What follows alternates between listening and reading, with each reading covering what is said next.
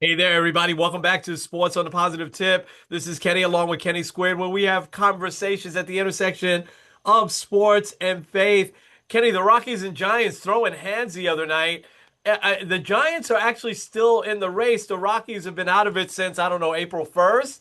I mean, shouldn't the Giants have shown a lot more restraint instead of getting into a bench clearing incident like they did? I don't want to call it a brawl because it looked like there were a few slaps and a couple of pushes, but I didn't see any punches thrown. Shouldn't the Giants have shown some restraint?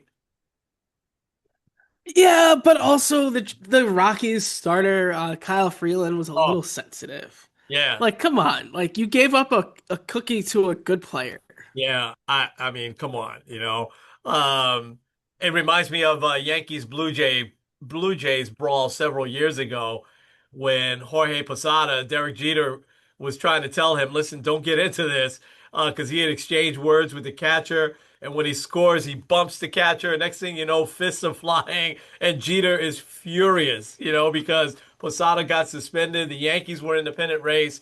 The Blue Jays were far out of it that year, so sometimes those teams will draw you into something where you should ignore. Similar like the Marlins and the Mets the other day. Ryan Helsley, his ERA is 16.43. He gave up a 3-run homer, and it was a big one in the seventh inning. Tigers were up 3-2. He gives up a 3-run homer to Kerry Carpenter, and that makes it 6-2 and game over. Should the Mets be concerned about Helsley? Because they're saying that they're going to stick with him. You need to give Ryan Helsley the Devin Williams treatment. Low leverage until you can show otherwise, and even after that, still Yeah. low leverage. Yeah. Okay. This one, I don't know how you're gonna react to it. Maybe you saw this. The red zone is now gonna have commercials. You're gonna Boo. now, yeah. Oh my gosh, like that's the whole purpose of it. That was Like somebody. ESPN is gonna ruin everything. That was somebody appeal. All right. Cam Thomas resigns with the Nets. I think that's actually a big deal. I think the Nets are going to be much improved this year. And I'm surprised another team wouldn't give him a contract. He signed a 1-year deal. And Ben Simmons is still out there, and it's only the Knicks and they say one other team interested in him. You want Ben Simmons? No. Okay. He's also like considering his retirement. Like, I mean, no. physically, he might need to retire, but if he could still play, I'm taking him for 10 minutes off the bench. I think he can still play some defense. No? I don't know. I don't think he's gonna add that much value. But I could be wrong. Honestly though, like overall he is one of the most puzzling Oh, situations in recent NBA history. one of the best college players of all time. And yeah, and the first couple of years in the NBA, he was proving that to be true. But I think it's the injuries, but it's also I think maybe a little bit mental with him too. So, all right, lots to get into. Framber Valdez. We'll talk a little bit about Juan Soto, a brutal loss for the Yankees as well as the Mets yesterday. We'll talk about some of these teams on the outskirts in baseball real quick, but we really have to get into this Kawhi Leonard thing. Um, and then we've got our NFL preview. You ready to get this going? Let's go. I got a hot take coming for you there. Can't wait.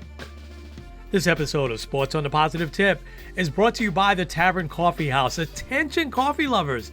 Are you craving the perfect cup of coffee to start your day? Well, look no further than the Tavern Coffee House. It's located at 12302 Buckeye Road in Cleveland, Ohio. You can also check them out and order your coffee at thetaverncoffee.com. Hey there, everybody. This is Kenny and Kenny squared. with the Sports on the Positive Tip podcast. And Kenny, this we have now into September. Best one of the second. Well, I'll say that the spring and this time of year, best time of year for a sports fan. There's 22 or so games left in baseball, and now you've got football starting tonight with the Cowboys and the Eagles. So many stories I want to get to. Let's start with the Yankees last night, and I was stunned when I watched the highlights of that. Not just one, but two folks getting ejected in that eighth nightmare of an eighth inning. Devin Williams and then Aaron Boone getting tossed. That would have been a big win for the Yankees. Now they've held their own here. They took the first game of that series and they lost last night 8-7. Give us your recap. Well, I'll just start with this. The umpiring was brutal. I don't know if you saw the last Yeah, strike yeah, no, quotes. it was awful. Yeah, Um, it's like a couple inches outside. Jazz takes it. He thinks he's got first base and he's gonna steal second. Like that's gonna happen. And then it's strike three, and he goes off on the umpire because it doesn't matter because he can't get ejected when the game's over. Um, the umpiring was brutal. Devin Williams did make a few good pitches that didn't get called. He also, now we've seen it twice in 2 weeks. He got ejected after he was removed from the game, which is I which we talked about last week. asked about that last week. Um, Yeah, yeah, but here's my thing. Devin Williams, like we saw this happening from a mile away. Every single Yankee fan on the planet saw this eighth inning happening the second that we saw Devin Williams warming up in the bullpen. yeah, And Aaron Boone left him in for too long, and he can't be in high leverage situations. Like we're talking tied game, he needs to be nowhere near the mound. mm, And and vibes were still going good. Like, yeah, the Astros kind of came back, but like the Yankees felt like they were in it. Austin Wells has been getting hot. yeah, Like things were feeling good. But then the second that Devin Williams got that ball, you knew it was gonna go downhill. yeah, Um, and I don't know. And people will blame Boone, and he deserves a lot of the blame for leaving him in and even bringing him in the first place. You're talking eighth inning. I know it's a tied game, so you don't want to bring in your closer, but like, I don't know. Devin Williams just doesn't have it, and I don't know why. Like, I don't know. Like the Yankees broke him, and yeah. I don't know what happened. I don't know. Um, Yeah, but I guess if we want to really look more positive, I texted you this yesterday. Austin Wells hit his 20th home run. He is the sixth Yankee to hit 20 home runs this year. yeah. Number That's one's obviously Aaron Judge. right. You know who the second on the Yankees is in home runs? Isn't it Grisham now? Trent Grisham. Yeah. He Wow. has 29. He's going to have 30 home runs. That's If I amazing. told you at the beginning of the year Trent Grisham would be second on the Yankees with home runs, you might be scared and also shocked. Yeah. Yeah, I would. He's been tremendous. Yeah, yeah. And he's a free agent, so he's going to be like Wow. 5 years, 75 million, probably easily in the Wow. offseason, especially if he has a good postseason. Tonight is a lot bigger of a night, I think, for the Yankees than people realize. I'd said originally that I think that this stretch, this 12 game gauntlet where they're going Houston, Toronto, Detroit, Boston. I want to see at least 6-6. Because like the bottom line is these are still all the top teams in baseball. Like going 8-4 is probably unrealistic. I think they can do 6-6, but I think you need to take this game. Because what tends to happen with this Yankee team is that they like games like this sometimes linger. And then you see the errors, and then you see the balks, and you see 5 billion walks. Like the Yeah. umpire was trash yesterday. Yeah. Leave it in yesterday. Don't bring it into the game today. Um, and it starts with Rodon. I think Rodon has done pretty well. Shout out also to Max Fried, who seems to have turned it around. Sure has. Um, but I still feel pretty good.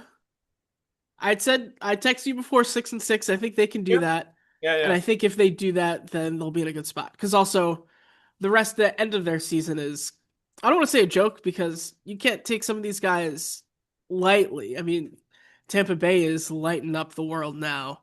Yeah. Um, but Minnesota, Baltimore, Chicago, they should take care of business at the end of the year. So you got to keep it close. Maybe take a couple games. Last night hurt also because Guardians beat the Red Sox and the Blue Jays won. So you had a chance to kind of keep in pace and do some separation, but Yeah. whatever. Yeah.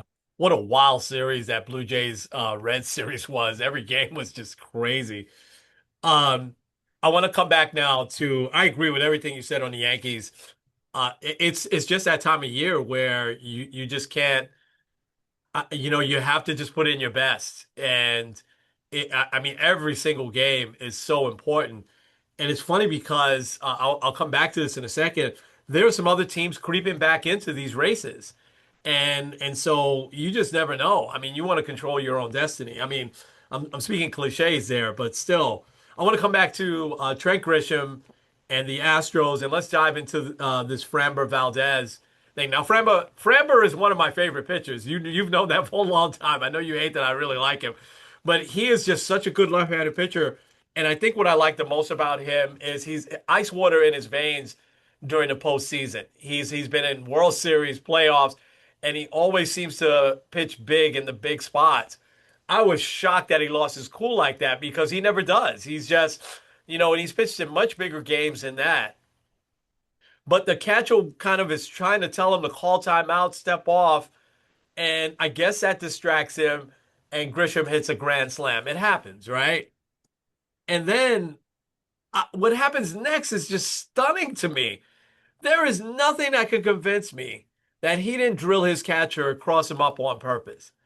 And that is just so dangerous, number one. See, if Valdez had like said, "Oh my gosh, my bad," instead of turning around and walking off the mound and like still seething, about it, he clearly blamed his catcher for giving up that home run, which that it wasn't the catcher's fault. I mean, come on, so and then they have to kind of backpedal. They saw them huddling together in a pretty heated conversation before they both talked to reporters because they had to get their story straight. He totally denies it. His agent says it's preposterous.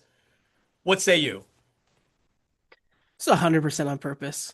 I was looking at like some reactions from like former players. Like I sent Oh, you AJ Pierzynski, who, come on, if that were AJ, that dude would charge the mound and punch his pitcher in the face. He wouldn't care. Um, but yeah, it was absolute. Like everyone said, that was 100% intentional, and like you could tell, because like he also had the look afterwards, like a pitcher that throws intentionally at an opposing batter, yeah, where he's like, where it's like, yeah, I gotcha. Um, it's now I've seen a couple times, where I've seen like some clips where an umpire makes a bad call, and yeah. then the catcher will like accidentally miss the next pitch and drill the umpire. I've Mhm. never seen that with your own catcher. Yeah, Um, now a big key in all of this is that Framber is a free agent at the end of the year. I did not If know you that. are Yeah. if you're any of these teams that are like, oh, I wonder if I could get a nice lefty starter that's pretty reliable. Hmm. I'm not touching that. Yeah, Like yeah, he's lost himself a lot of money there. yeah, Um, but also like I don't get why you don't just have a conference on the mound and be like yeah, what the heck or something. But yeah, even like beyond that, you can tell it was intentional because like you said, like he didn't apologize. And also they had to get their story straight so Framber can get a contract next year. Not necessarily because like they wanted to make sure everyone was on the same page or anything like that. But like honestly, throw a better pitch. You threw a sinker right down the middle. yeah, Like yeah. and also like Trent Grisham is actually good this year. So I don't know what to tell you.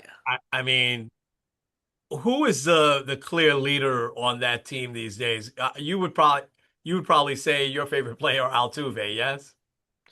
Yeah, although seeing him cuz like I watched some of the series before, but seeing him in left field is weird It's to me. really, really odd because it also Um so small too. It looks really odd seeing him out there with that big fence.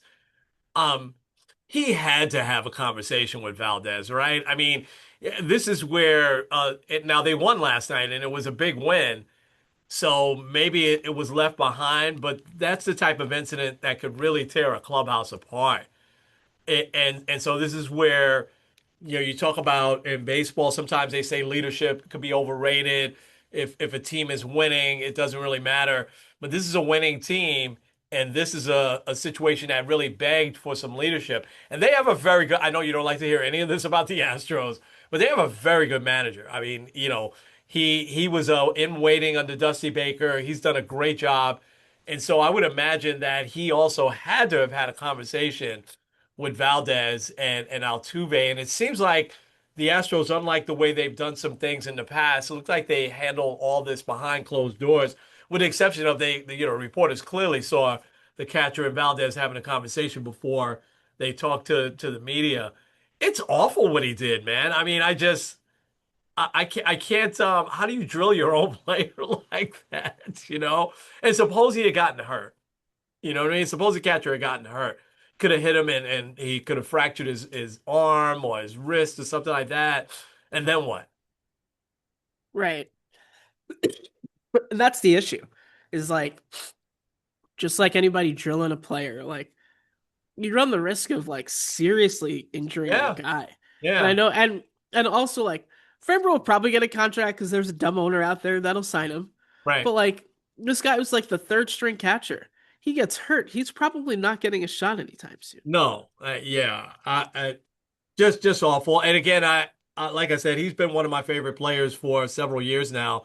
And I didn't know he was a free agent, but you're right. I think teams will certainly look at character and sit down and have some long conversations with him about that. He was almost, in my opinion, he almost would have been better off saying, "Heat of the moment, man.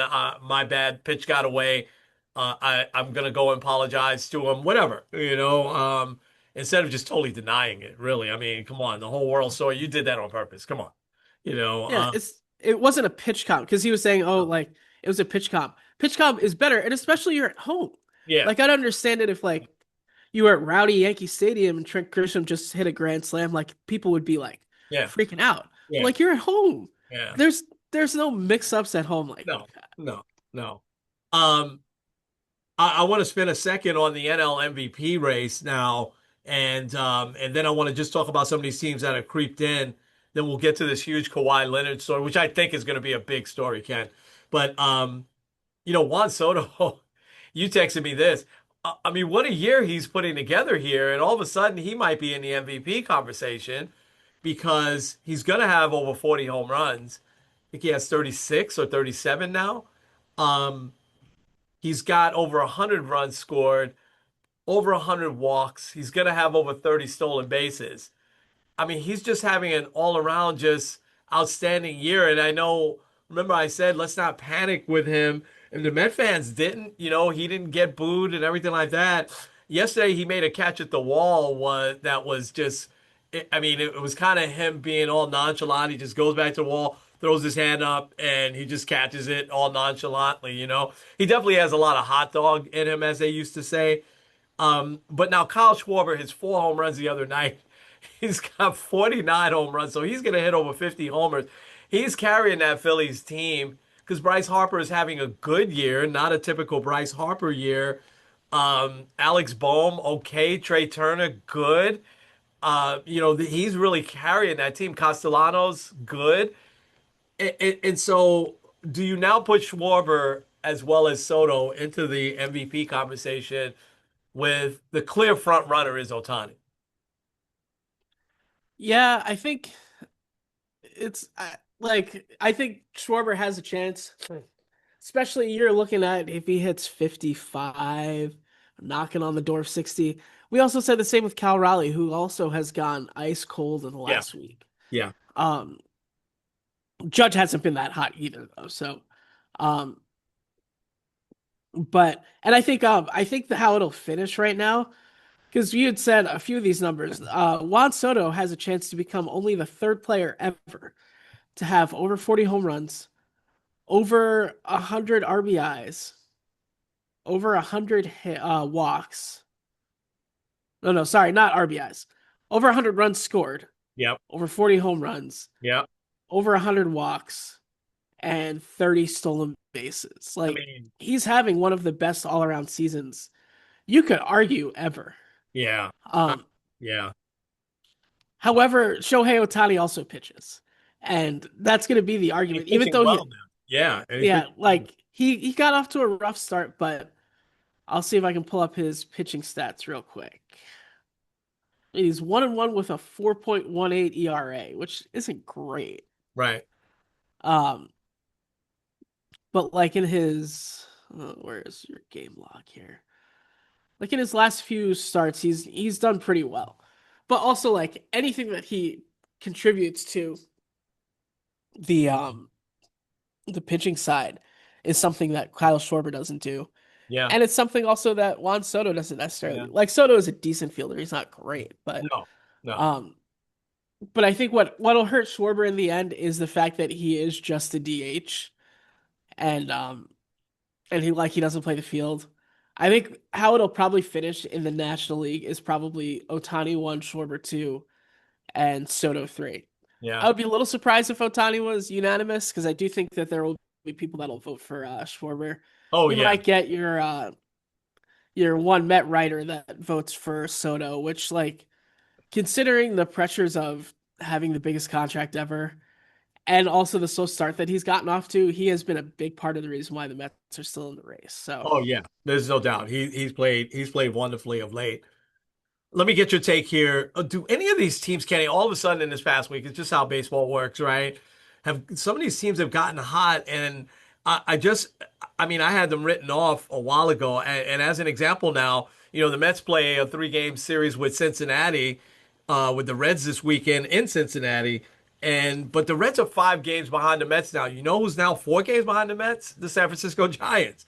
As they've gotten hot, they're only 4 games out of the wild card now. And, the Diamondbacks, well, they're still 70 and 71. So I can't take a team that's under 500. Them and the Cardinals are both 70 and 71. I give them props, their managers props for keeping them into the race, but they're both 5.5 out. But in the American League, Ken, you've got the Mariners who, so there's two teams I shake my head at that I can't figure out. Mariners is one because I thought that they were really on their way, but they've gone ice cold as well. And the other one is the San Diego Padres, who the Mets are only a game behind them now. But anyway, Texas Rangers, who we thought were done, we were saying shut down Jacob deGrom. They didn't. They had no choice but to shut down Evaldi now for the year, but they're only a game and a half behind Seattle. And the Royals are hanging in there, 2.5 games out. Like you said, Tampa has gotten hot. They're 2.5 out. The Guardians, I still can't take them too seriously. They're 69 and 69, 3 games out. Do any of those teams have a shot at getting into this wild card thing with 22 games left? I think out of all of them is the Texas Rangers. Yeah, Um, because they have the starting pitching, even though they've lost Evaldi. yeah, Um, it still kills me though that you have the Seattle Mariners who could quite possibly have the MVP. You have the Texas Rangers who have Jacob deGrom. They've got a good rotation and won the World Series 2 years ago. yeah. And neither of them can take out the Astros at all. Like the Astros don't have Josh Hader probably for the rest of the regular season. Yeah. Um, they lost Alex Bregman in the offseason. They lost Kyle Tucker. Jordan has missed most of the season with injury. And yet here they are still in first place. Like, can somebody please get rid of the Astros? Um, but I do think because like Tampa Bay, I think could also potentially get into it. I'll pull up their schedule Yeah. because I think one of the biggest things for them is the two wild card leaders right now are both in their division. I know they don't play the Yankees again, so let's see who else they play. Let's see. They go. Oh, they have a fun Chicago stretch. They play the White Sox, the Cubs, and then the Blue Jays, Red Sox, Orioles, Blue Jays. That's kind of a brutal schedule. Yeah, yeah, yeah, So yeah. I don't know. They play the Guardians this weekend. So Yeah. um, I, Tampa is such a strange team this year, so I wouldn't be surprised either way. I hate to sit on the fence like that with Tampa, but I'm with you on Texas staying in there. Again, that's good leadership with, their Hall of Fame manager Bochy keeping them, poisoned in the race. I mean, they traded off a few pieces at the deadline and everything, or, but not many. They didn't purge like the Twins did. And look at them right there in the race. Same thing with the Giants. I'm surprised that they've gotten in the race, but Devers has gotten kind of hot. So I don't know. What are you thinking? here's Texas schedule. They big series this weekend against Houston, Yep. and then they go to Milwaukee, and then they go to the Mets, Yep. and then they go to the Astros. So they're kind of in the They've got a gauntlet. gauntlet like the Yeah. Yankees are now, but Yeah. then they finish with Miami, Minnesota, and then the Guardians. So Yeah. Yeah. Wow. Wow. Um, this is going to be fun, man. This is going to be fun down the stretch to watch some of these teams. Is that going to be fun with every night is going to be nail biter night for our Mets and Yankees, you know? The Yankees are in better shape than the Mets are right now, but I'm feeling good about the way the Mets played, not against the Marlins, just have their number, but they came out fire against one of the top two teams in baseball and they played great against the Tigers Monday and Tuesday. And again, yesterday, close game. And, I already said Helsley gives up the Kerry Carpenter home run. But all right, we'll get into some more baseball. Obviously, the rest of this month, we have got to get into this Kawhi Leonard story, Kenny. Um, so Pablo Torre, first of all, is fantastic. I mean, he definitely. I mean, the name of his podcast is Pablo Torre Finds Out. And if you haven't listened to his podcast, I would recommend you listen because he is. I mean, he gets into the story and he has sources and he's always been very credible, but now he kind of pulls up here and I'll just say it real quick and I'll let you break it down a little bit more that Kawhi Leonard has collected $28 million over 4 years, 7 million a year from this shell company, but Steve Ballmer, who's by the way the sixth richest man ever, and who was really, got the Clippers because the other owner was such a idiot, racist and everything, such an idiot and a racist, Donald Sterling, and the NBA kicks him out and forces him to sell. And Ballmer seems like he's been a really good guy, but there's something fishy here. Um, he's saying that he just, the company went belly up. It's a weird story because also what's coming out is that he had access to a private jet, that he was able to buy a house way below market value because of Obama. There's some other things there. Um, and now the background also on this, Kenny, is that, this team signed two of the best players in the NBA on the same day when they play. But you sign two guys that never play. Kawhi is a great player when he plays. So is Paul George. But I mean, so take us from there, and I want to hear what you think that the commissioner needs to do here. yeah, so what's so interesting to me is like the first the Clippers did put out a statement that said like they were that they were like really like it wasn't their fault essentially that Ballmer kind of just invested in the company, but it wasn't like a shell company, and like the dude that started it apparently is being arrested for like $200 million in fraud or something like that. Big time. Yeah, yeah. Um, First, the NBA needs to investigate this hardcore because I'm sure if this is true, there are other NBA athletes that are doing the same thing. Because basically, the purpose of it is to circumvent the cap. And like, we've kind of thought that that's been done before with other people. Like, remember J.R. Smith's brother, who was awful at basketball, Yeah, but like got like a huge contract with the Knicks. yeah, And people said that that was like a way to help pay JR because they couldn't pay him more. yeah, yeah. Um, and like people have accused that with LeBron and his son, which like I can't see the Lakers doing that with LeBron because LeBron is a billionaire. Right, Um, but the one that because Pablo Torre he was on oh gosh Dan Patrick's show, right. and he had kind of hinted that he might be looking at one Jalen Brunson Oh, that and made looking me at that cry. When contract. you texted me that last night, I was literally weeping because it's such a feel-good story, right? That Brunson took so much less, about 100 million less, right? That he could have gotten so that the Knicks could go out and get a Karl Anthony Towns and Mikal Bridges. So go ahead, continue. So like if if it's true with Kawhi, I wouldn't be surprised. I'm hoping it's not true, But I wouldn't be surprised that it would also be the case with our good Jalen Brunson and also other athletes that aren't getting the max deal. And it's something that it's really hard to navigate because like you can't really stop players from getting endorsements. Like that's kind of one of the perks of being a professional athlete. Of And course. especially in when you're like a big star, a lot of your money isn't coming from your contract. Right. That's why Shohei Ohtani is only taking whatever $2 million every year. Like Sneaker he's deals and yeah, all sorts of things, right?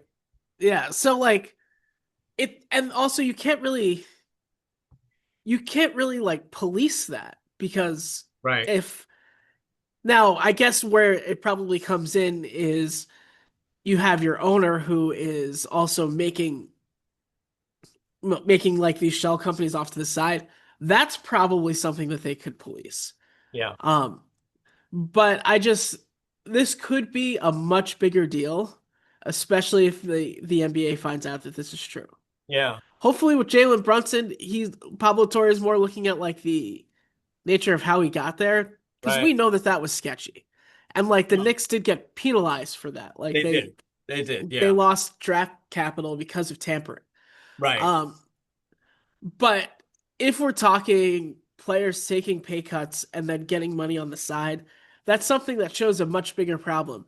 And maybe the NBA needs to look at how they're doing the cap. Honestly, I think the NBA cap is probably the best one in sports Well, because you can go over, although with the second apron and all that stuff, it gets a little more murky. yeah. But I Yeah. do think their setup is better than football because of the hard cap. And obviously, like we've talked about the cap with baseball and how there isn't one and all, but Yeah. um Yeah. it also is kind of weird because like it would be very Kawhi to get an endorsement for something and not do anything because he doesn't play. So I knew you I knew you were going to say that at some point. Um, everything you said is so dead on. I think that see here it's going to get really really tough if the NBA really starts to dig into this. They would be now this took us by surprise, but then when I started to let the story sink in, I'm like, this has probably gone on for a while, right? Because I mean, the cap in the NBA has worked a little bit better than the cap even in the NFL, right? The NBA is kind of built where teams are able to still make money, right? And you see this now in both sports, NBA and NFL, where you have small market teams that are able to compete.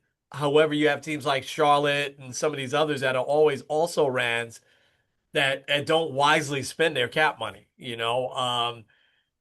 But in terms of the Clippers, they fall under that. The Clippers have done nothing. Let's just put it out there. And I know we're sports on a positive tip, but the Clippers are to me an organization that even though Ballmer took it over, they've got the beautiful arena out there.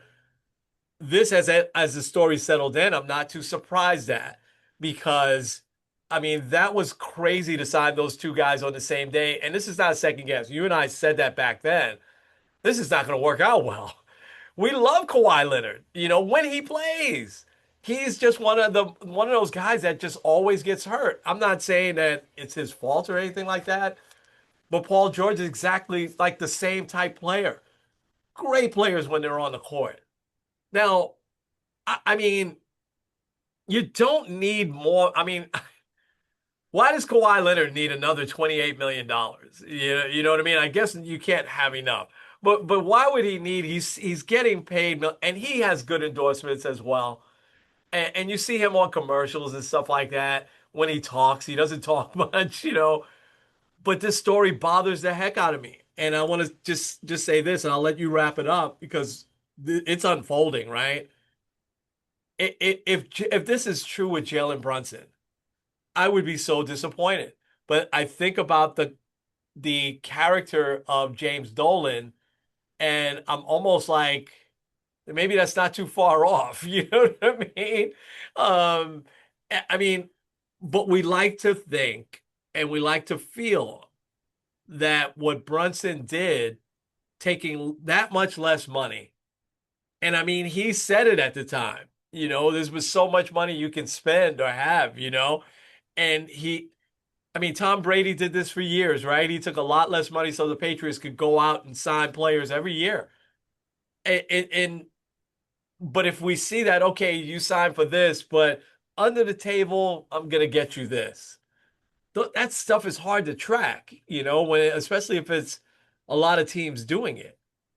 But now if they've opened up a can of worms here, Adam Silva has no choice but to go all in and really investigate this.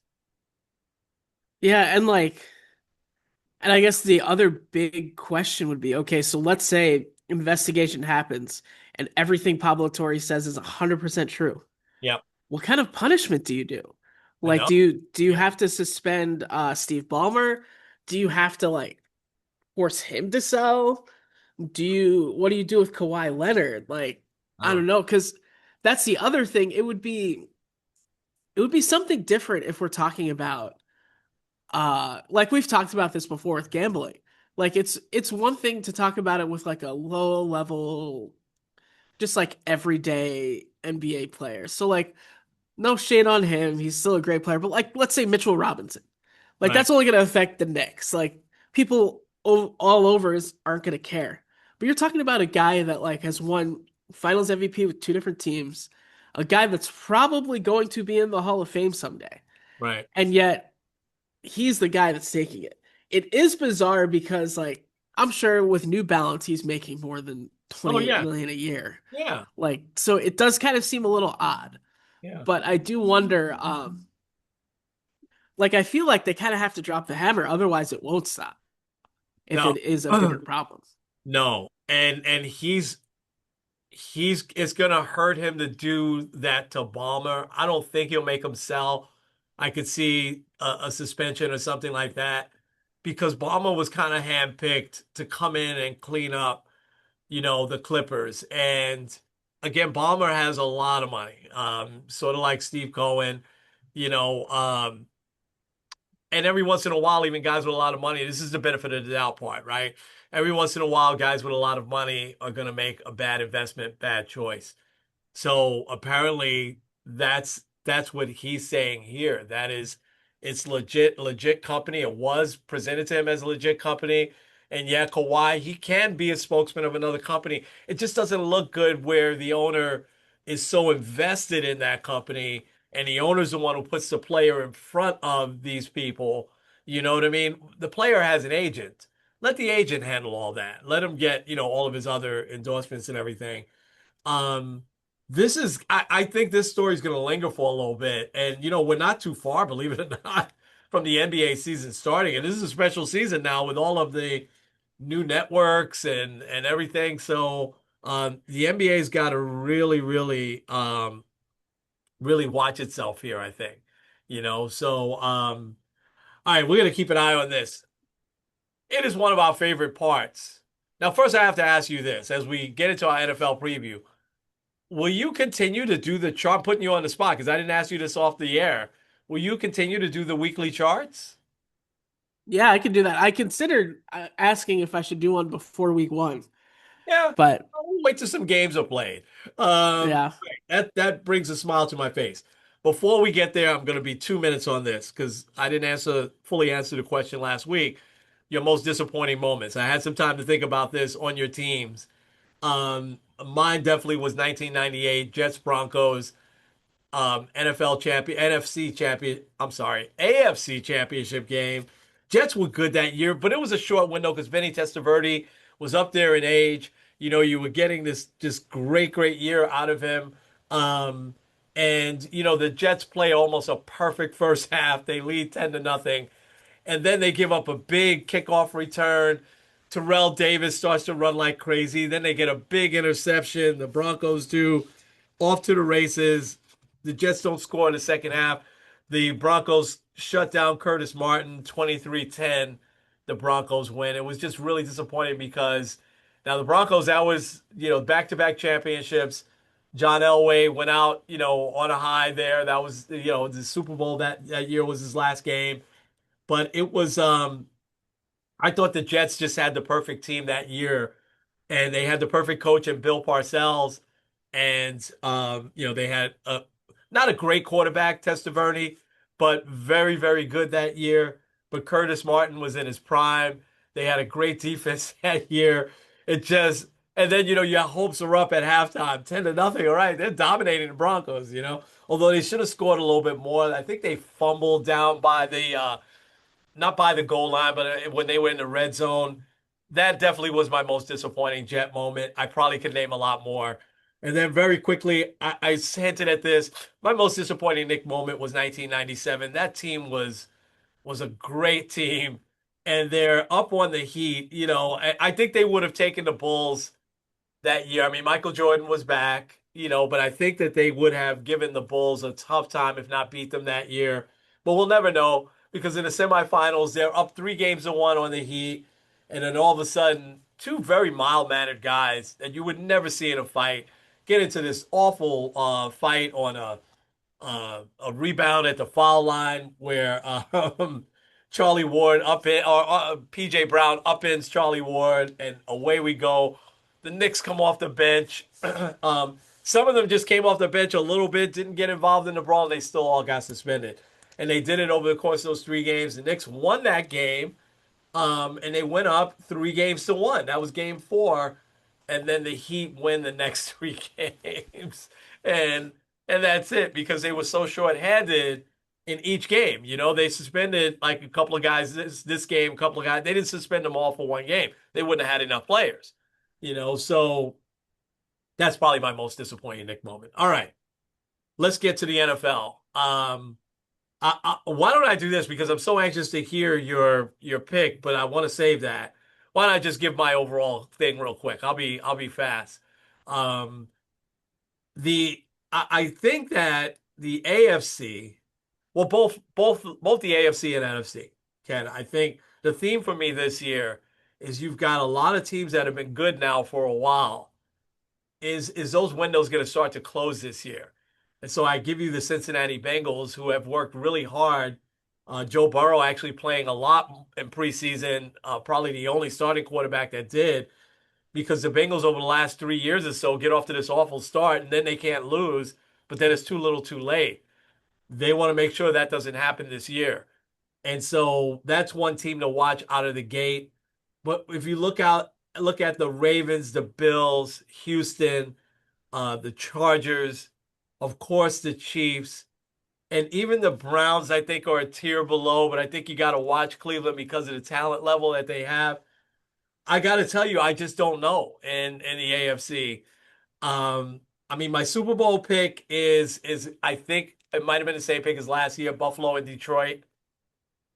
But I think that if the Bills or Ravens don't get over that hump, and they play each other, by the way, Sunday, we'll get to that. Um, I think you'll start to see some major changes and shakeups there because it could be but so long that these teams are just contenders and don't eventually get to the Super Bowl. I think the Chargers still have a little time because it's only the second year with Harbaugh. Um, the Chiefs are going to be fascinating to watch because are they now getting too old? Some of the moves that they made in the offseason, do they, stay in contention, be the Chiefs? I think we're going to find out quick because they open up with the Chargers. Um, I don't know what to make of the Browns, but I'm going to be fascinated to watch them and follow them. I think the most improved team are going to be the Jets. I'm saying that very optimistically. I'm not predicting the Jets will go to the Super Bowl, but I think they could make the playoffs this year. They have a good team, and I like what I see from Justin Fields so far. The little that I saw in preseason, obviously. I think the Dolphins are going to take a step back. That's my team in the AFC that's going to take a step back. I think they've got some other things brewing there. I like their coach. I love their quarterback, but they lost some key players on defense. So I think that the Dolphins might take a step back. I'll be quick on the NFC. I think it's the same thing. You've got, what do you expect from the 49ers or the Rams? The Seahawks with Sam Darnold now, the Vikings. I think they're going to get tested on Monday night with the Bears.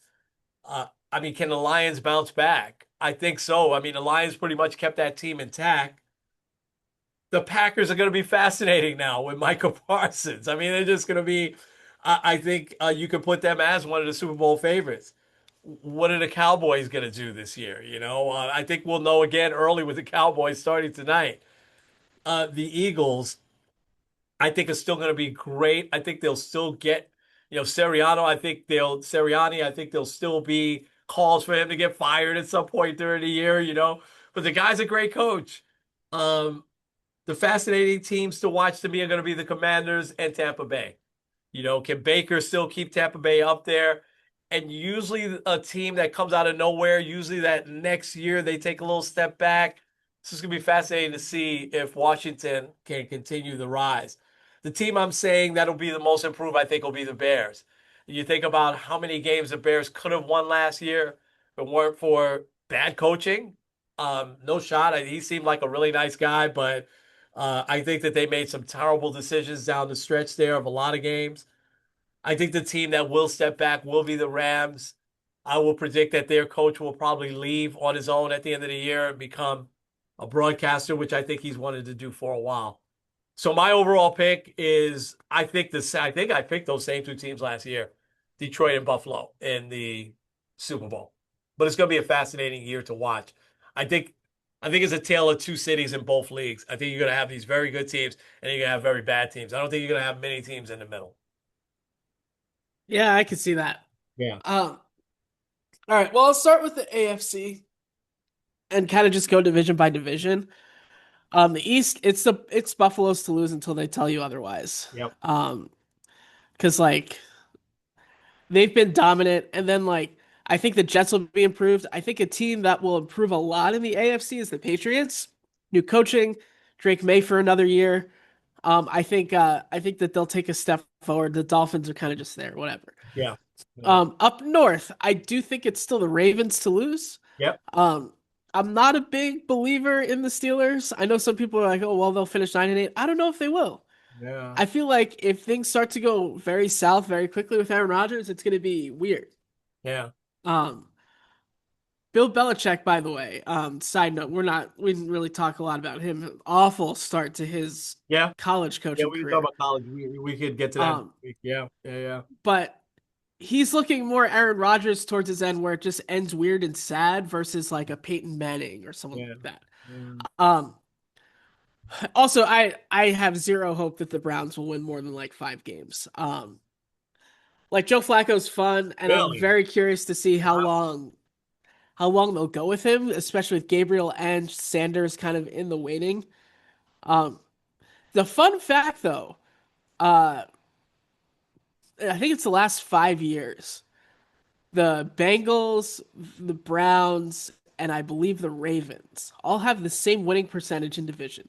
So the Browns will probably win a couple of random division games. They could win this week. I wouldn't be that surprised because they seem to always beat the Bengals. Um, Down south, I got the Texans because I don't really know. Yeah. I mean, Jacksonville will be a very interesting team. They The are. Colts have Daniel Jones, so I don't really have much hope in there. And then you got Tennessee, who's just kind of bleh. Yeah. So, Yeah. um, really, I think out of the AFC, I like the Bill. Oh, I didn't say the West. The West, once again, it's the Chiefs until someone says otherwise. Yeah. Um, you can argue that the AFC West is the hardest division in football because of the head coaching that is in that division. Yeah. But Charges. also, like the Yeah. Chiefs had an off year and they still had the best record in football. And it's something like the last 5 years, I believe, they've won their division by an average of 4 games, which is insane. Um, they also destroy that division, so I think that they'll take that.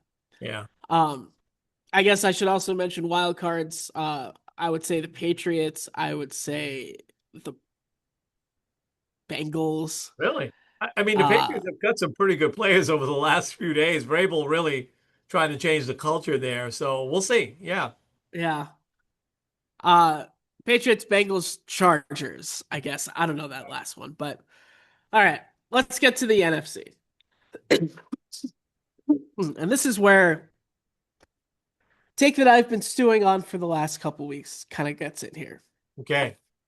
Because you actually mentioned in a couple of the things that kind of led me to this thought.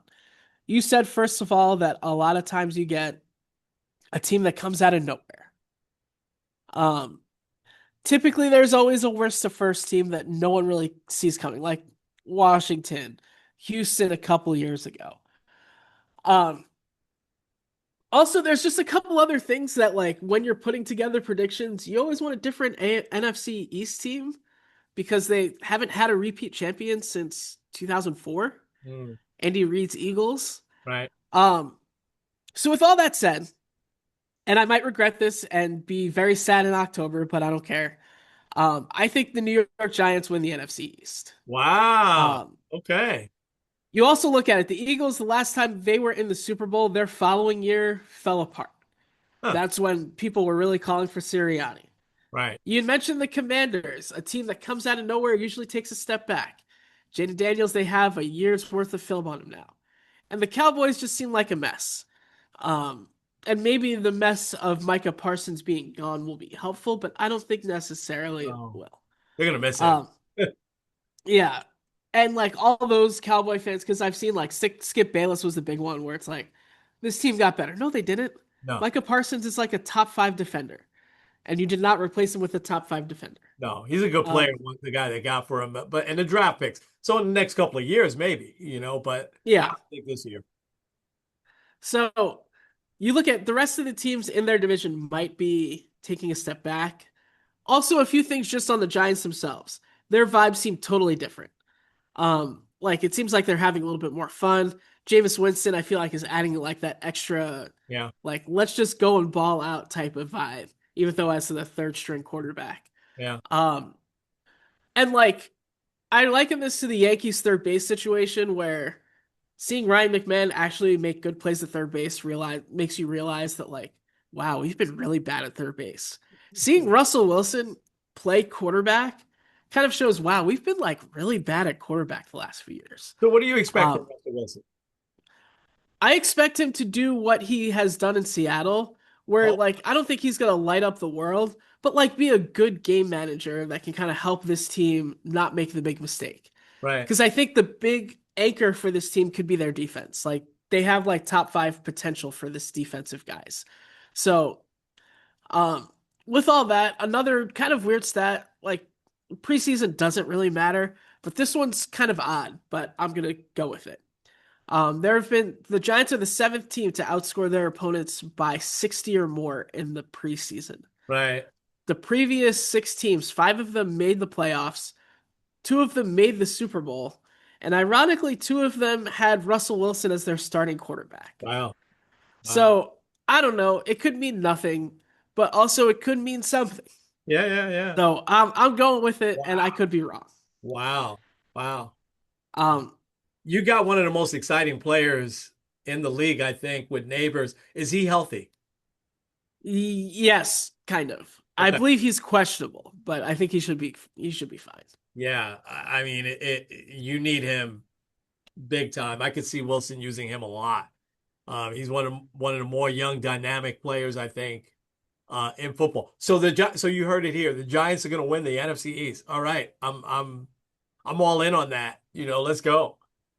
Yeah, we'll see. I like they could be 0-4, and I can be like, well, that was dumb, but whatever. I don't think Um, they'll get out slow. I think the Giants will start out well. I really do. yeah. Well, the other divisions, I mean, the West, you got, I guess, the Rams. I don't know. The West is hard because I don't really believe in any of those teams, but I think the Rams will probably win just because they have the better coaching. The North will be interesting. I've got the Packers there, but I wouldn't be surprised if the Lions or Bears took it. And I think the South, it's the Buccaneers. Baker Mayfield is coming off of his best season, I think, as a pro. And now, like, he's just kind of there and he's balling out. Like, it's really hard to keep him out of the top 10 of quarterbacks in the NFL right now, No, which he's is definitely sad as someone in Cleveland that saw him play and saw some of the flashes. yeah, But I guess that is what it is. yeah. And as far as wild cards, I would still say maybe the Eagles make it. And then the Bears and the Lions. Wow. My Super Bowl pick will be the Bills over the Packers. Bills, Um, Packers. Okay. All right. So we're both so picking the Bills. yeah, Wow. Okay. Okay. Um, and I like the pick of the Packers. I think the Packers got a great coach also. And I think Jordan Love will just come into his own this year. I really do. We've seen Yeah. longer than flashes with him, but I think this year he'll put it all together. Wow. I tell you what, you had see, I played it kind of safe. I didn't pick, but the Giants, this is going to be fascinating to watch them now, and I thought that before you said that, but now I'm more pumped up. And they open up against the Commanders, yes? Yes. Okay. All right. I think we're gonna know early with a lot of teams, right? I really do. All right. So we'll continue to do this segment on what are you gonna watch this week. Of course, you're gonna watch tonight as you can. Of course, it's difficult for you at times, with your ever expanding family.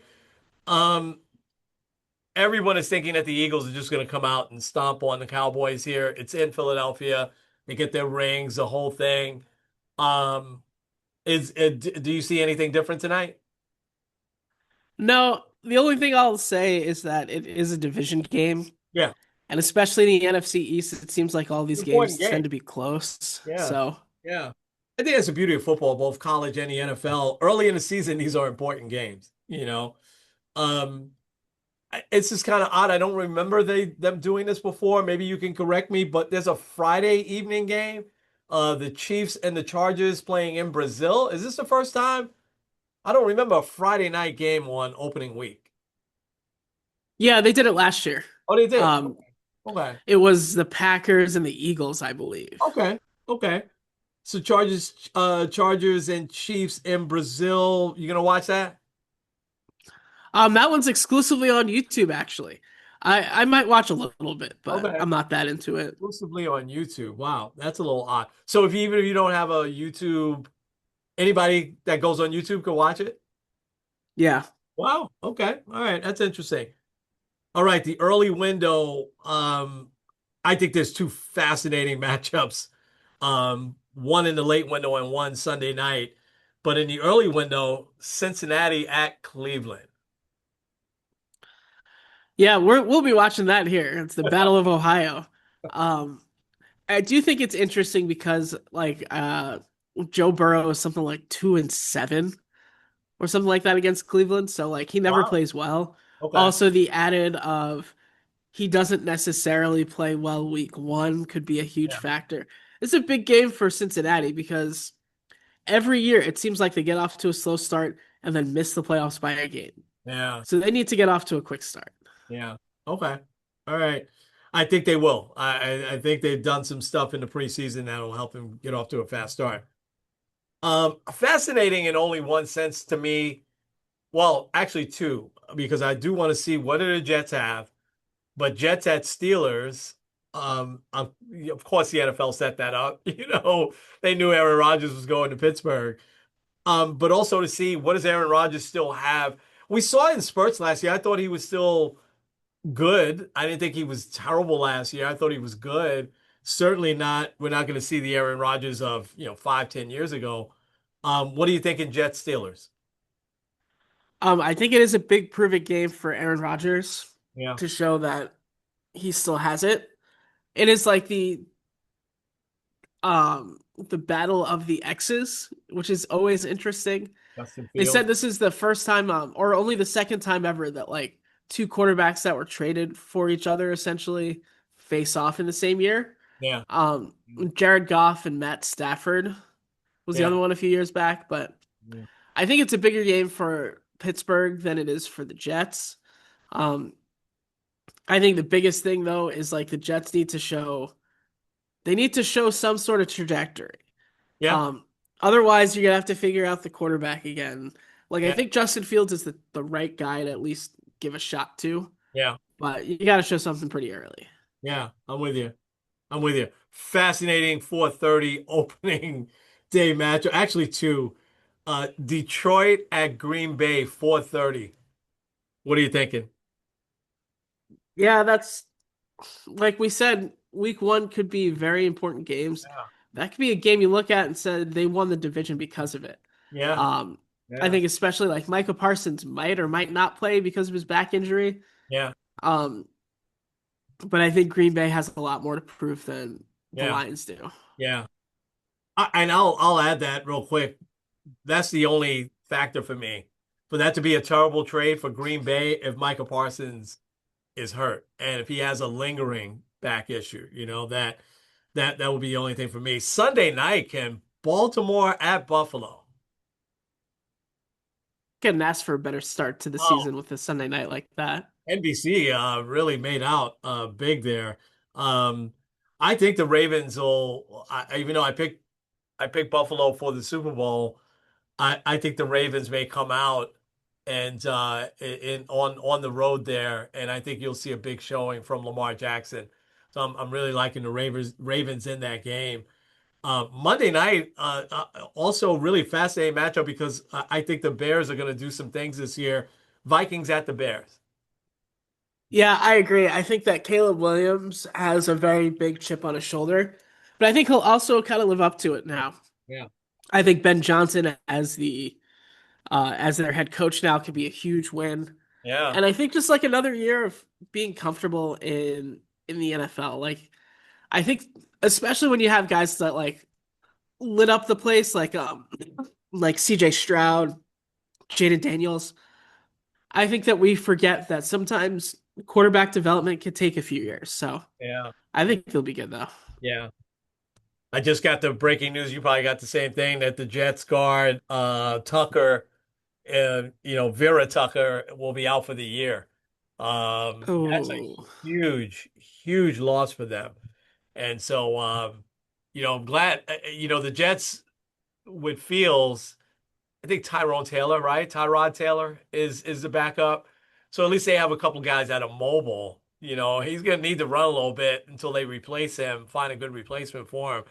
That's a huge injury loss. Sometimes we don't look at the offensive line and we lose a guy like that. And he's been great for the Jets over these last couple of years.